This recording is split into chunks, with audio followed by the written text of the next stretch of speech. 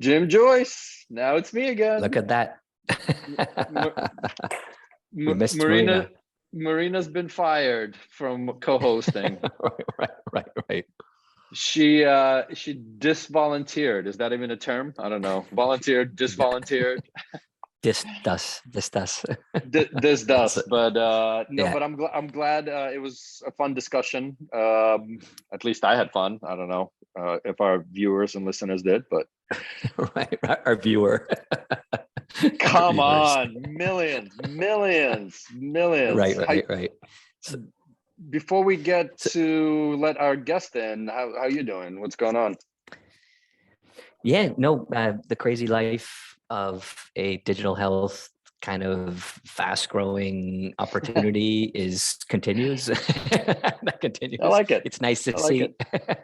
It's nice to see the actually your buddy Rob Garber's in town because he's on the he's chairing on the board. Okay. And Awesome. It's nice to see the One Medical stuff happen. Like, what's your take on One Medical, Amazon? What's your You know what? take? Honestly, it's funny because our news with Twill came out the same day, so we got kind of like Right. it was we got overshadowed. I thought our news was more important, to be frank. It was. Honestly, I almost don't want. There's so many takes on it, and teardowns, and at the end of the day, look, I personally still think that Amazon needs to control their costs. They have millions of employees. That's first and foremost, and they've tried this a few times before.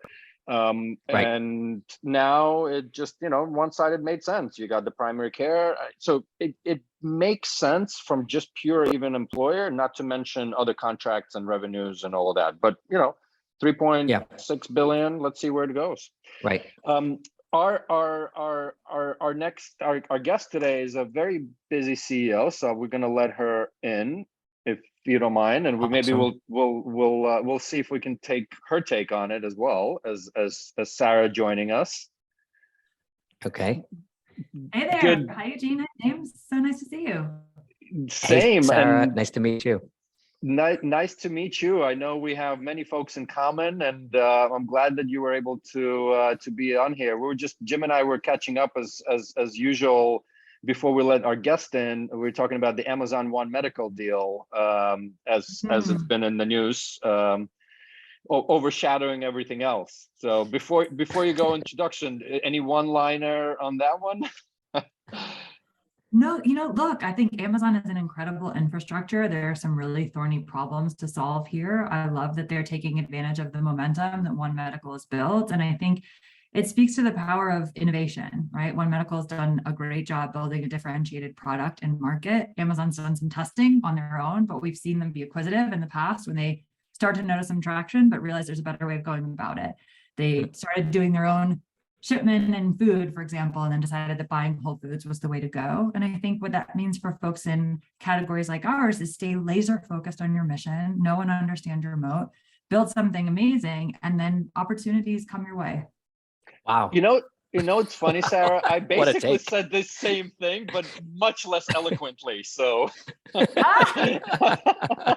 yeah, it was like, Jesus. Yeah. What do we have you, Eugene, for? Yeah, exactly. Well, welcome to the shot. I don't know what your geographical time zone is for the shot. We're both in Europe, so I think we are ready almost for the shot. But welcome. I'm based in Austin, Texas. So ooh, that's kind of the hot spot of the world. -7 from me, and I guess -6 hours from you, right? yeah. I can do the math. But for our millions of viewers, listeners, Sarah, take us through your life journey, whichever way you want. And whatever we got way time. you want to, short, long, tidy. Sure. I mean, gosh, where to even start? I grew up in New Jersey. I'm the oldest of 4 kids. Healthcare has actually been a part of my life since a pretty early stage. My dad worked in the pharmaceutical industry, but kind of a non-conventional path, actually. Doesn't have a college degree, started as a janitor and worked his way up to really owning a lot of technical development on the pharmaceutical engineering side. Wow. He had a hugely significant role in just sort of shaping the way I think about the world, the way I think about work. I always loved watching the way that he loved work. And I think that was a really powerful motivator, especially as a kid. He grew up in poverty in Delaware. He was the second oldest of 4 kids. His dad died when he was young. And so it just gave him a unique perspective on the world. But I would say What company? It was a company called Glot Air Techniques, and they did fluidized bed manufacturing for a lot of generic pharma companies. So Teva, Dr. Reddy's, et cetera. And one of my first summer jobs when I was in high school was working in the file room at his company and just like tracking all of these different pharmaceutical companies, trying to understand how this part of the world worked. And I think that's interesting and relevant as we get to the conversation around Found, because while I'm super crunchy and I believe in lifestyle change and our own ability to drive towards behaviors, I also realize that there's a lot of things that we can't address on our own. And I think that pharma is a powerful tool for that. So as I said, grew up in New Jersey. I had a very non-traditional education background. I went to music school. Awesome. I did a Bachelor of Music degree in flute performance, which qualifies you to do very little outside of playing an orchestra upon graduation. But I was lucky enough my junior year of college to study abroad in Prague, right as it was acceding to the EU. Amazing city. Amazing city. Gosh, I'm dying to get back there. But it really opened my eyes up to broader geopolitical considerations. And as much as I loved music and playing the flute, I just felt like the world was such a big place and there was so much more I wanted to learn. Had a tough time, though, getting a job out of school that wasn't in an orchestra. And so I ended up doing Americorps, which is the US version of the Peace Corps. So you do 2 years of service. Okay. I worked in Chicago on financial access for low-income families through things like tax returns, opening first bank accounts, getting folks financial aid to go to college. It was great exposure. Wow. I loved work. Loved the city of Chicago as well. The winters were a bit much for me though. So when I finished that and simultaneously finished grad school, got a master's in public policy at Northwestern, I moved to LA, mostly to escape the winters and actually a bad relationship. And I went to a hedge fund in 2007, right? As the financial system was falling apart.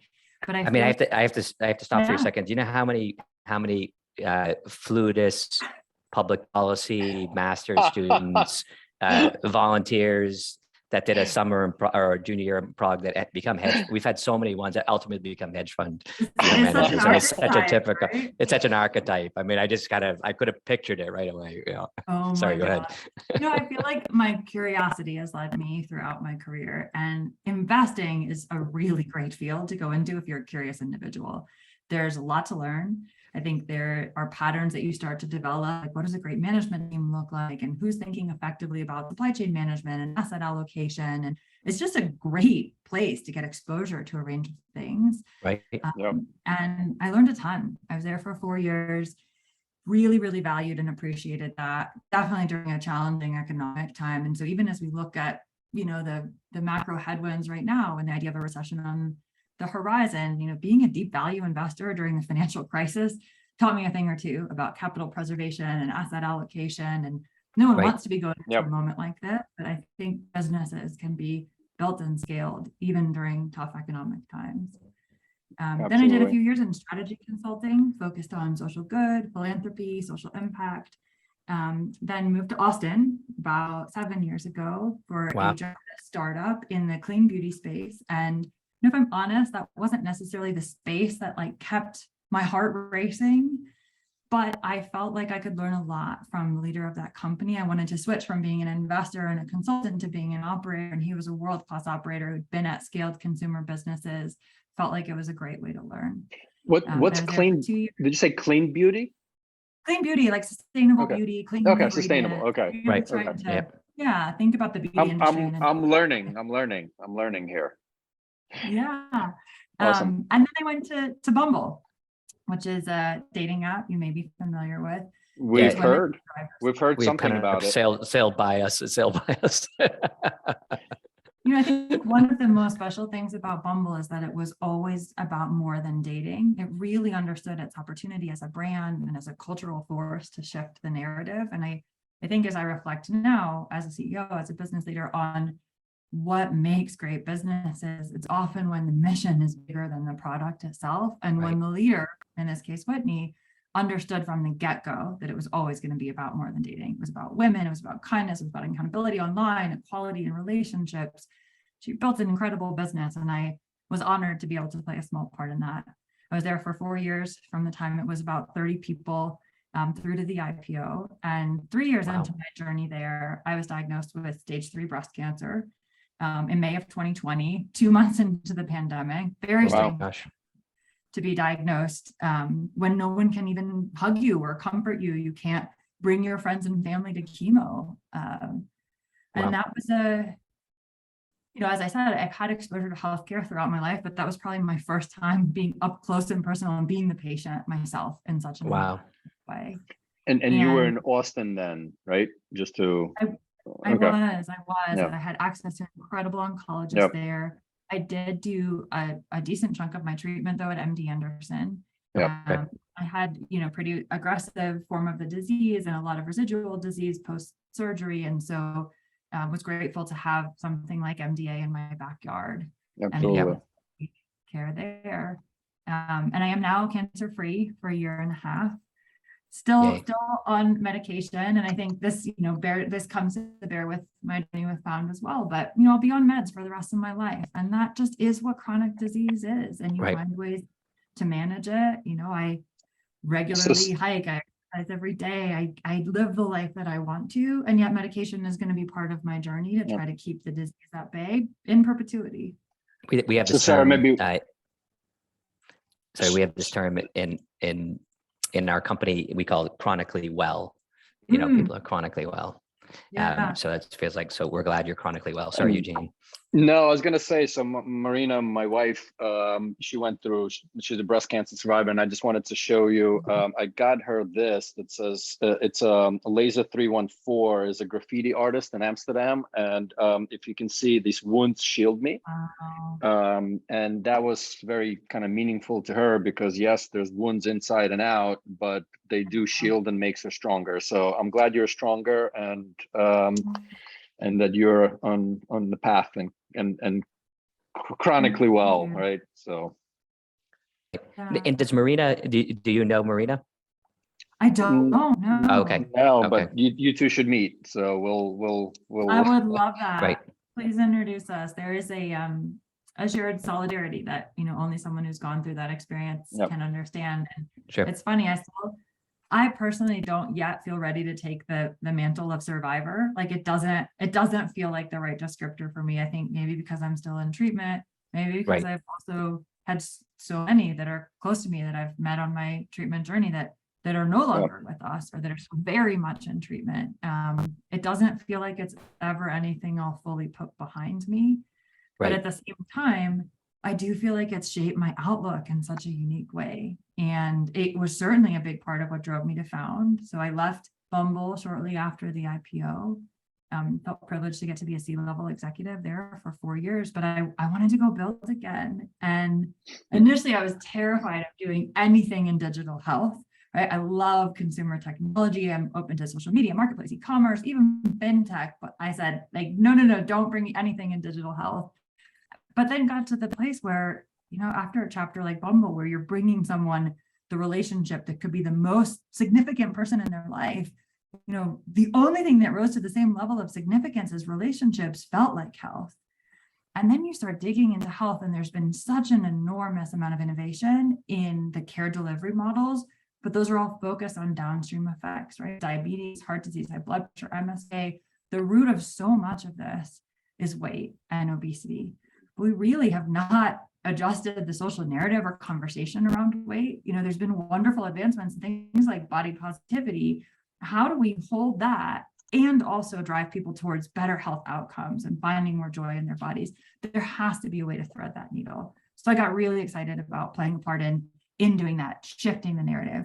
And then also taking all the amazing innovation that has happened in care delivery for obesity.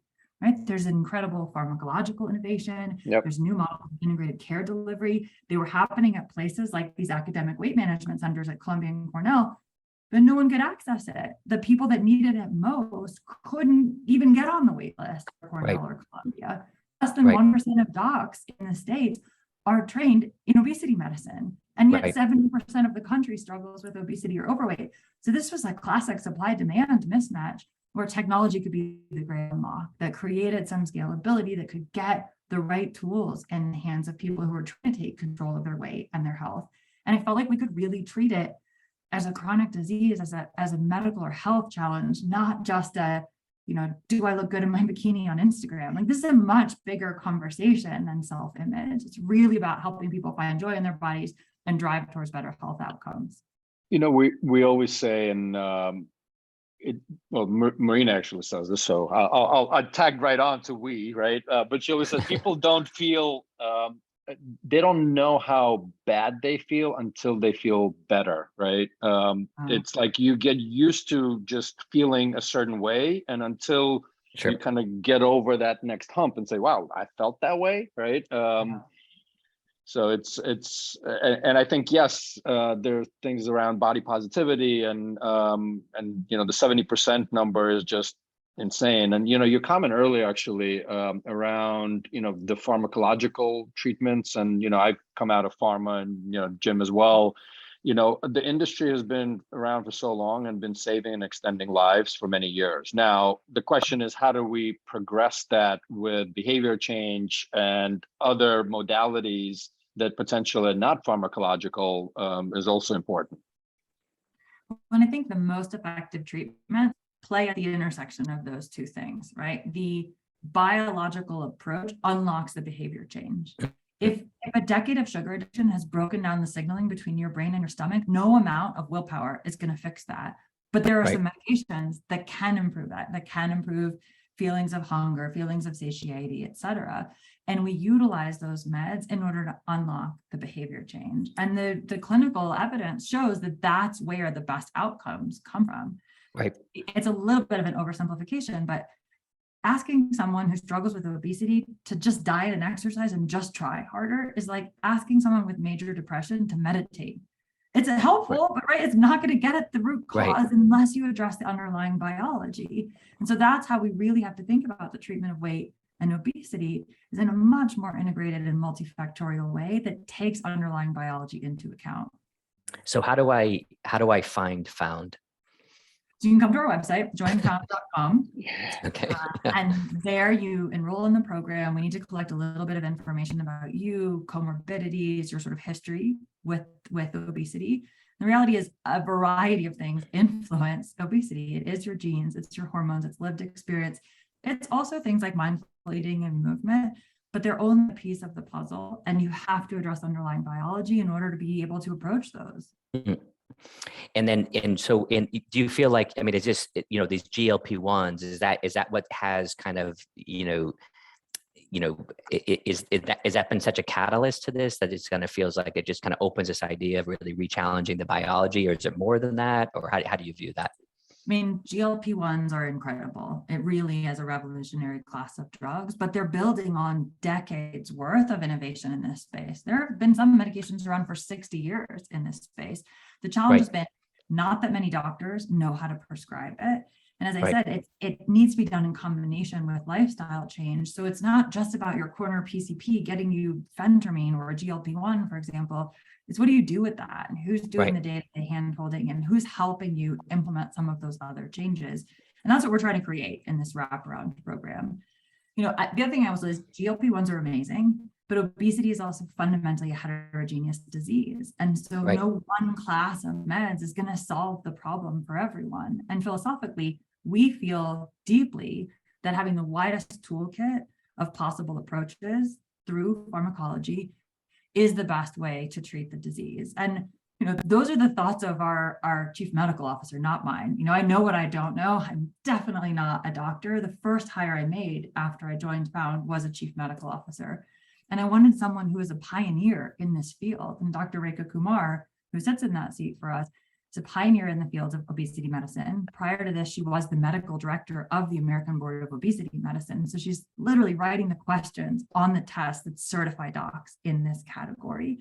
We really want to be led by a clinical pioneer. The drugs are amazing, but the doctors are the magic, and they're the ones that are prescribing it in the right way. They're titrating it appropriately. They're managing side effects. That's what we really want to celebrate. giving the doctor a seat at the table in obesity treatment, and then giving them the widest toolkit of things that they can prescribe in order to personalize a plan for each individual. Right. And what's in like a story? Sorry, Eugene, I'm so fascinated, but like, what's No, like a, love it. is there a story that kind of like, I just imagine like, if you actually help someone lose 30 or 40 or 50 pounds or whatever that is it something that kind of just jumps to mind? Oh man, there are so many. I mean, there's an early member of ours, Tony, who's lost 100 pounds now. His PCP told him he wasn't going to make it to 50 if he didn't get his obesity under control. He has publicly shared a story about not being able to fit into a suit to be a groomsman at a wedding. And the challenge for him is that nothing was addressing underlying biology. He tried willpower over and over, and it just created those ups and downs. But we have hundreds of those stories. We've now served 135,000 members. Wow. So it's all kinds of stories around folks. For me, it's about finding joy in your body, right? It's not just the number on the scale. That's where the name of the business comes from, right? It's not what you've lost, it's what you've found. It's what you're able to do. It's your journey. And it's people who can keep up with their kids on the playground. Or a story we get a lot is folks who stopped traveling because it was embarrassing to get on the plane and ask for a seatbelt expander to buy 2 seats. And they're now out there doing their hobbies. They're engaging in the things that they love. The number on the scale is a blunt way that we can measure success, but really it's about better health outcomes and finding joy in your body. And as little as 5% body weight loss can have fundamental changes in hypertension, hyperglycemia, and the impact on health outcomes only changes as that number goes up. But the clinical gold standard is 10% body weight loss. You do not have to lose 50 or 100 pounds to have these impacts. 10% body weight loss can significantly change things like life expectancy. And so again, we're trying to focus on this through a health lens, not a bikini season or lose 10 pounds by my wedding, but like, how do we bring better quality of life, better health outcomes? How do we make you find more joy in your body? Awesome. And maybe you can talk a little bit more around kind of the behavior change, right? And selfishly, as running a health coaching company with Marina, right?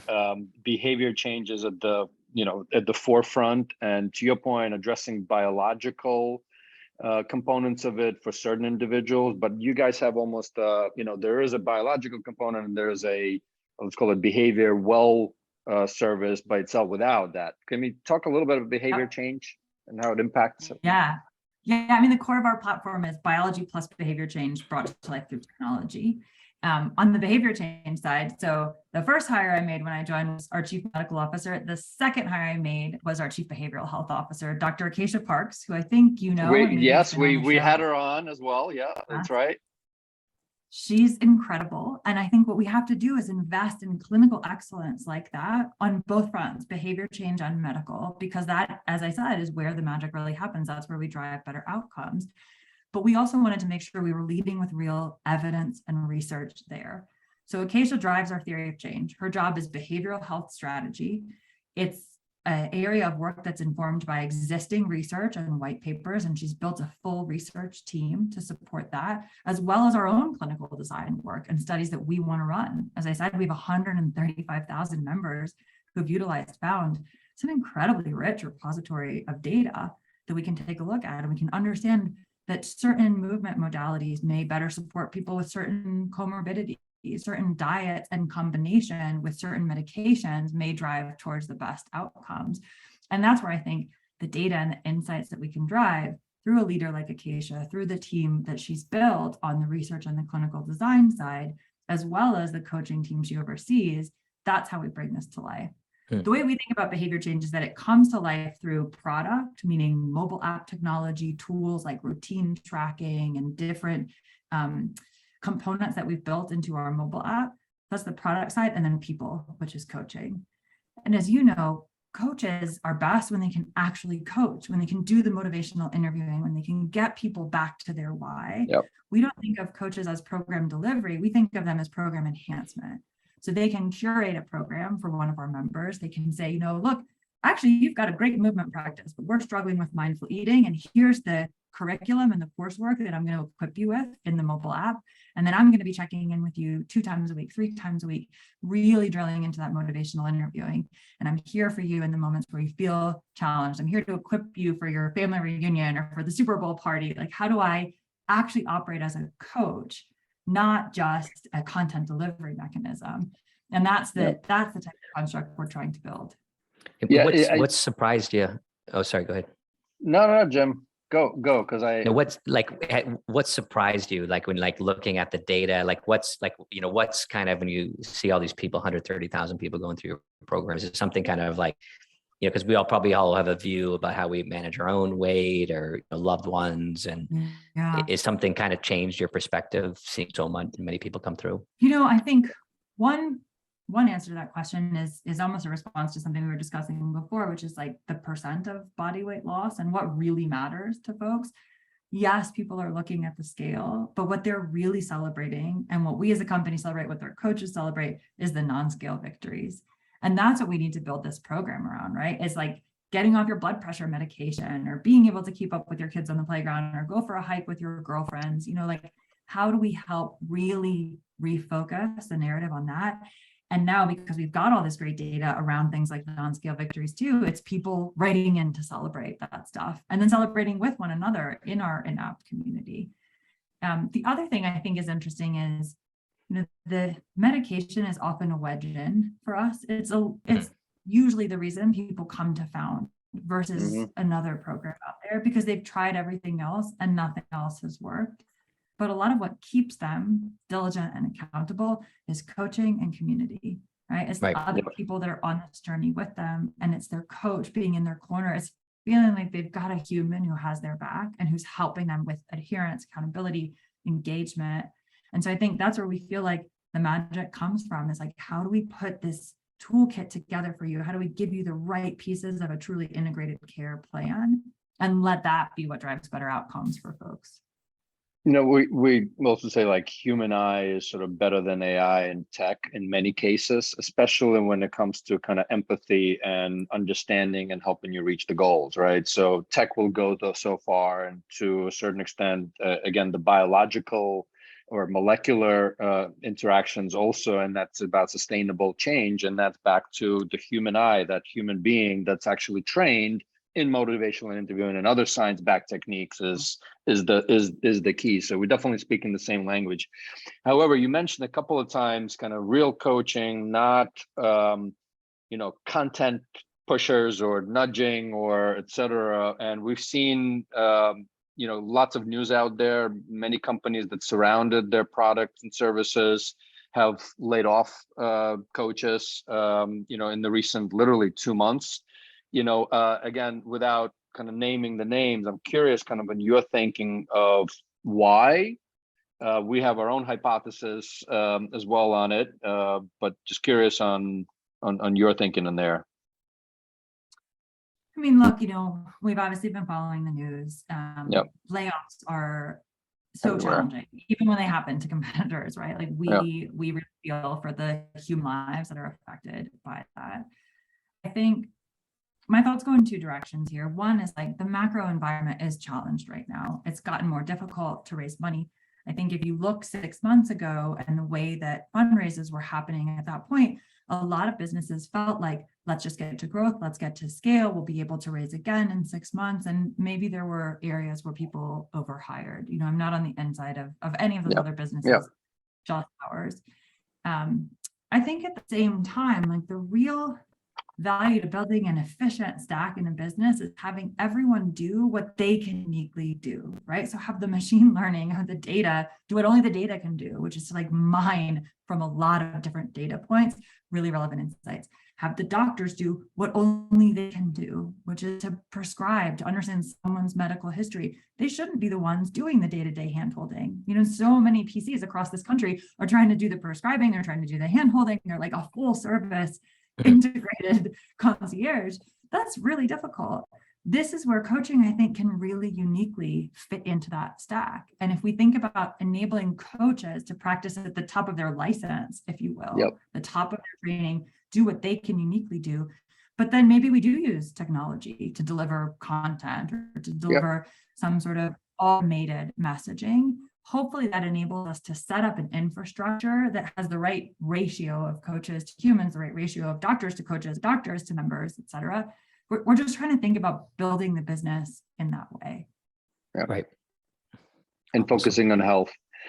You maybe just kind of one more question. Where do you see, I think, as the industry, right? I mean, to your point, there's many new biological solutions, molecular solutions coming. There's a lot of innovation in the molecular space. There's a lot of innovation in digital health space. I think there's other amazing workforces like health coaches coming. Kind of where do you see that the specifically let's call it diseases that can't potentially be prevented, but also not oncology as the example, but where do you see the industry going? Yeah, I think it's a super interesting moment in the industry, right? There's a lot of tailwinds that are creating so much momentum. There's tailwinds on the telehealth side and in regulation and just trying to open up more access. There's tailwinds in terms of the pharmacological innovation. There was a Morgan Stanley report out last week that I think said obesity medicine is a $60 billion industry by as soon as 2030. Wow. So I think we're seeing a lot of these things coming to bear at the same time. We're seeing the value of things like health coaching. What we're trying to do is play at the nexus of that, right? We know that there are too few doctors that are equipped in obesity medicine. Even though this pharmacological innovation is coming, they may not know how to prescribe, they may not be able to do the day-to-day hand-holding or the titration of the medication, the management of side effects. We're deeply focused on that. We're deeply focused on obesity, on weight. We think there are applications to other chronic diseases for sure, but because obesity and weight is the root cause of so much of this, we want to stay laser focused there. We want to build a best-in-class entity that has that full suite of tools available to us so that we can uniquely treat people based on their biology, not get everyone one class of drugs. Awesome. Before we go to Jim's kind of the usual final question, you mentioned, right, you came through different industries, and Jim eloquently described your path in two sentences or one sentence. What was the biggest kind of like aha moment coming into this digital health / right back into kind of health and care industry coming out of Bumble? Like, was there like a surprise or good, bad, or indifferent, right? Just like I think having now spent a lot of time in tech, there is a lot of emphasis on like grow the user base and we'll figure the other stuff out later. And that is not how you scale in health, right? Trust is everything. The only thing that matters is efficacy. If the program works, people will come. And so I wouldn't say that necessarily surprised me. That was probably my outside in expectation, but it is a different way to think about growing and scaling a business because I think there are just different stakes, right? Yeah. And I'm really proud of our team for the emphasis on efficacy. We joke that we want everyone to have that tattooed on their forehead, like that is our North Star right now. Right. Does this program work consistently for as many people as possible? If we focus on that, that's the best marketing in the world, right? That's the reason that people are going to come to the platform. And actually, I think that's the piece that reminds me of dating in a way. It's like, it's success story driven industry. If it works for people, they'll tell their friends about it. They will celebrate it. And I think that that's kind of the way that we want to think about building, is really focusing on clinical excellence, on efficacy, on letting folks like Dr. Rekha Kumar, Dr. Acacia Parks drive the business. It's my job to enable their incredible scientific leadership to touch the lives of eventually millions of people. But I really want to make sure that we're led through that evidence-based lens. Awesome. Jim, all yours for your famous question. So Sarah, picture yourself walking across Charles Bridge in Prague. You finally go back to that vacation and you hear the sounds, you hear the lilting sounds of a flute in the background, and the flute music stops for a second, and a woman yells, a young woman in her 20s yells, "Sarah, Sarah." She calls across to you and she says, "You're my inspiration. I come from, my father, inspired me, the way he created a career in the pharmaceutical industry from nothing. And I saw you were CEO of Bumble, and you started this fantastic company, or you're the CEO of Found. And you look at her and she said, "What advice can you give me? I'm thinking of starting my own healthcare company, digital healthcare company. What one piece of advice would you give her?" Oh my gosh. That is such a beautiful picture. It's really humbling to hear that. Maybe a theme that I came back to earlier, which is follow your curiosity and do things that matter, and I think that looks different for everyone, what matters in their life. But I genuinely love work. I love what we're building. I love the team that we've brought together around this issue. And I feel like it's the most important problem to solve in healthcare today. And I think anyone who just feels that deep passion to build something that really matters in this world, you're going to encounter so many roadblocks as an entrepreneur, as a CEO, trying to scale a business. But if you deeply believe in the problem you're trying to solve and you're having a whole lot of fun doing it, like, that's a recipe for doing something really meaningful and impactful in the world. Wow. Fantastic. Beautiful words. Oh, I love this. Thank you both so much. I really appreciate being able to spend some time with you. It was a pleasure having you fantastic. on. And for all the listeners and viewers, hit subscribe, pass it on, and see you next week.